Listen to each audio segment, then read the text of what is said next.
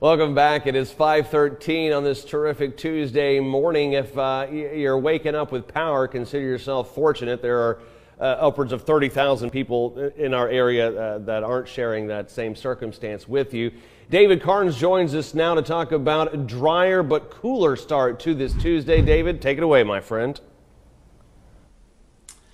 Yeah, it is cool indeed. A lot of folks waking up a little on the chilly side, especially if you were without power, unfortunately, last night as a result of the Sunday storms. Looking at rainfall, still some flooding. A lot of river flood warnings in effect for most of the rivers, creeks, and streams, which are experiencing minor flooding. Now, in Chattanooga, we saw a couple of inches of rain. I know a lot of folks, North Georgia, up around Dayton, northern Hamilton County, up on the plateau, a lot of folks saw upwards of 5+ inches of rain. So flooding was a big issue on Sunday, yesterday, and it continues into today along our creeks, streams, and rivers. So at the airport where we take our official reading for Chattanooga for the month, 3.26 inches of rain, most of that falling Sunday into early Monday morning, and of course running a surplus of about 1.5 inches for the month there. So rainfall, we are going to be without it, and we will be happy to be without it for a few days. What we'll see in its wake, though, is a lot of cool air sliding in. Temperatures will be way below, about 10 degrees below normal in Chattanooga today.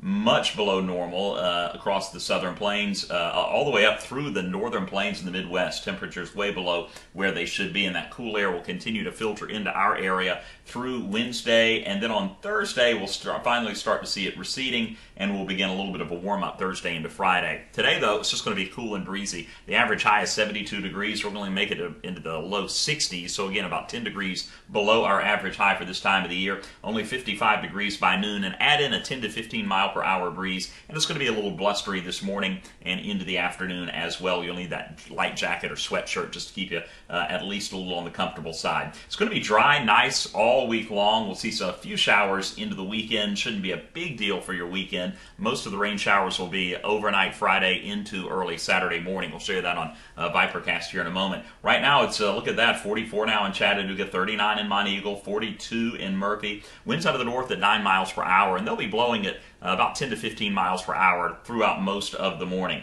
Our latest pollen count showing in the wake of that front that brought the heavy rain, the thunderstorms, much cooler air and lower pollen counts. We're down into the moderate category, and we'll stay that way today and tomorrow. As we warm up on Thursday, though, the pollen counts will likely begin to climb once again. Air quality, by the way, in the moderate category, it's a little degraded as well. So high pressure building in, keeping all of the rain away from us. You can see a few showers working their way through Nashville, and a quick look at our Vipercast imagery showing, nothing but mostly sunny skies today, highs in the low 60s. Moving into Wednesday, a cool start, and really Wednesday is going to be a carbon copy of today, minus the wind. Maybe a little breezy in the morning, but the breezes will die down, and it should be a cool but nice afternoon for you on Wednesday as that high pressure stays with us. Now, as the high moves eastward, it's going to be warming up on Thursday into Friday with southerly winds. You see that warm front to our north. Underneath that, warm air flows northward, and that's going to be moving right through Chattanooga. So we'll go from the low 60s to the low 70s on Thursday afternoon, and we'll even top out at 75 degrees as we head into Friday. So it is going to be nice and comfortable for you for the end of the week. And again, a few showers as we head into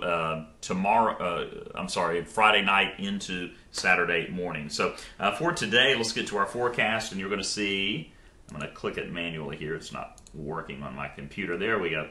For today, then, we're going to see our high reaching, we'll call it 63. Cool, breezy, mostly sunny skies, winds out of the north at 10 to 15 miles per hour, and it'll be in the low 60s pretty much everywhere around the Tennessee Valley, and then mostly clear and chilly again tonight. And I'm going to be saying this all morning, just emphasizing, if you do have friends or neighbors that you know are without power, just give them a ring and say, hey, anything I can do? Do you need a place to stay tonight? Let them come hang out at your house for a couple of days, because it is going to be so cool in the morning. Not dangerously life-threatening so for the most part, but cool enough to make it uncomfortable, especially for folks with kids. Overnight low is going to drop all the way down into the low 30s. It is going to be dangerously cold if you don't have heat up on the Cumberland Plateau, parts of the Blue Ridge Mountains as well. 34 in Athens tomorrow morning and 39 in Chattanooga. And then as we move through the next few days, you see those cool mornings staying with us. Wednesday morning, Thursday morning, and then we'll begin to get back up to more tolerable levels. 45 on Friday morning, in the mid-50s over the weekend for the morning hours. High is going to be in the low 60s, then the low 70s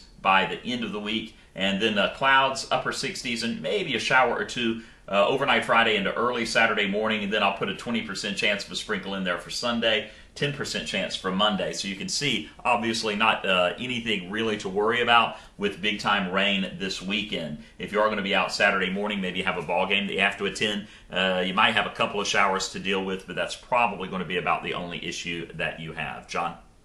David, thank you very much. Well, of course, the big story, those Easter Sunday storms that left a trail of damage across the Channel 3 viewing area.